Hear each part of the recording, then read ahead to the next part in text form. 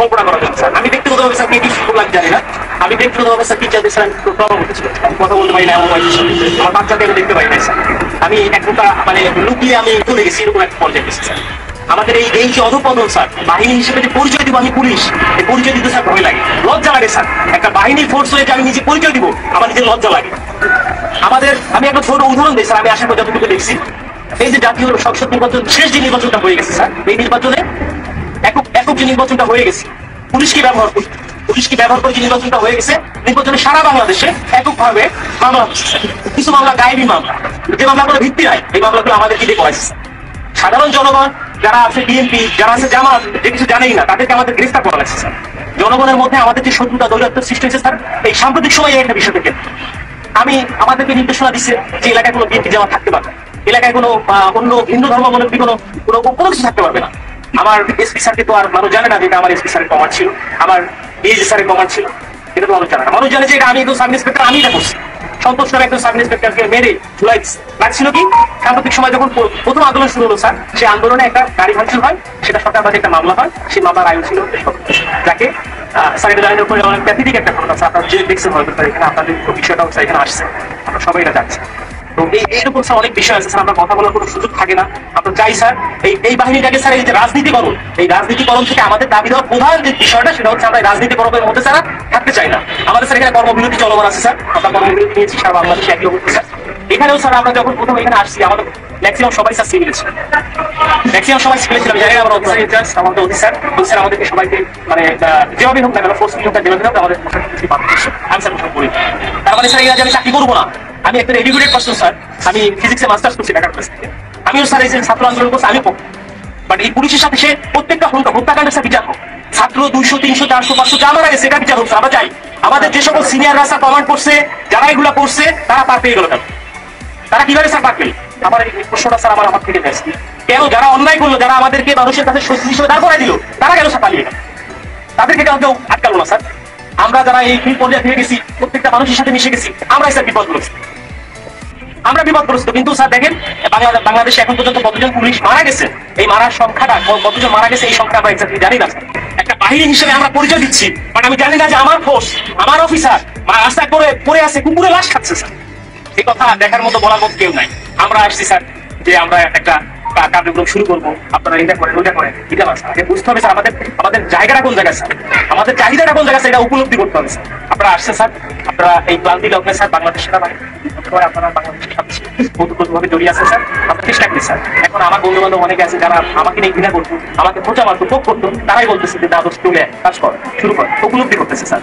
বাংলাদেশে সর্বপ্রথম স্বাধীনতার যুদ্ধে বাংলাদেশ পুলিশ রাজারবাগে যে প্রতিরোধ গড়ে তুলেছিল, এটা তো অস্বীকার করার কিছু না। সারা বাংলাদেশে পুলিশের অবদান স্যার, অনস্বীকার যে অবদান, এটা অস্বীকার করার কোনো সুযোগ নাই। কিন্তু এই যে দলীয়করণ, এই দলীয়করণটা স্যার আমরা চাই। আমরা দলীয় কোনো করণের মধ্যে আমরা থাকতেই চাই না স্যার। আমাদের প্রধান পয়েন্ট হচ্ছে এইটা, আমরা চাই পুলিশ একটা নিরপেক্ষ স্বচ্ছ বাহিনী হোক। আমরা স্যার মানে আমরা যে এই যে ইউনিফর্মটা পরে রাস্তায় বের হবো, আমাকে অমুক দলের লোক তমুক দলের লোক আমাকে ব্যবহার করবে, আমরা এটা চাই না স্যার। আমরা এখান থেকে বের হইতে আসতে চাই। এবং ছাত্র জনতা যারা মারা গেছেন, আমরা বলতেছি যে ঠিক আছে, স্বাধীন কিছু দেশ, আমরাও একত্রতা প্রকাশ করি। আমরা কিন্তু পুলিশ কর্মবিরতি দিচ্ছি কেন? যে আমাদের পুলিশ মারা গেছে এটা না, আমরা চাচ্ছি যে সারা বাংলাদেশ যেভাবে সংস্কার হচ্ছে, আমাদের বাংলাদেশ পুলিশও ঠিক একই রকম ভাবে সংস্কৃত হয়ে একটা জনগণের পুলিশ হিসেবে আমরা প্রকৃত হবে স্যার। এরকম ব্যবস্থা যদি হয়, আমরা স্যার রাস্তায় নাম আমরা মানুষের জন্য শপথ গ্রহণ করছি স্যার। অনেক চাকরি ছিল স্যার, করতে পারতাম স্যার, প্রাইমারি স্কুলে চাকরি করতে পারতাম, অন্য জায়গায় চাকরি করতে পারতাম, ব্যাংকে চাকরি করতে পারতাম। প্যাশনের কারণে স্যার এখানে আসছি স্যার। এটা একটা স্বপ্ন স্যার, যে বাংলাদেশ পুলিশে চাকরি করলে মানুষের যে সেবা দেওয়া যায়, এটা একটা স্বপ্ন। বাট এই স্বপ্নগুলা আমাদের নষ্ট করে দিয়েছে আমাদের কিছু বিশেষ ক্যাডার, এটা বলতে তার আপত্তি নাই। আমার স্ত্রী আজকে আমি লোকায়িত ছিলাম, আমার উপর ছিল, আমি জানি অনেক বন্ধু বান্ধব বলছে আপনি থেকে না, রাজনৈতিক মামলা আমার কাছে ছিল স্যার, যার জন্য অনেকে বলছে, অনেক শুভাকাঙ্ক্ষী ছিল বিএনপি জামাতে, তারাও বলছে ঠিক আছে সেফই থাকে। আমি যখন আসছি, আজকে খুলনা থেকে আসছি, গোপনে আসছি, আমার স্যার শেখ করি না, রাস্তায় চেকিং হচ্ছে স্যার, পুলিশ কিনা স্যার, এরকম বাংলাদেশ স্যার আমরা চাই না, এরকম আমরা চাই নাই স্যার। আমরা চাই স্যার এই জিনিসটা আমরা উত্তরিত হই। আমাদের যে 11 দফা দাবি আছে স্যার, আমরা চাই আপনাদের জায়গা থেকে স্যার যতটুকু করার আমাদের এখানে আছে প্রত্যেকটা জায়গা থেকে করা আমাদের যাতে করে আমাদের স্যার দ্রুত এবং একটা দাবি পূরণ হয়। পুলিশের স্যার এরকম বহু হয়েছে, তোমাদের এইটা দিব ওইটা দিব ওইটা করবো সেটা করবো, কিছুই হয় না। আমরা চাই একটা প্রজ্ঞাপনের মাধ্যমে আমাদের এই দাবিগুলো মেনে নেওয়া হোক, যৌক্তিক দাবিগুলি।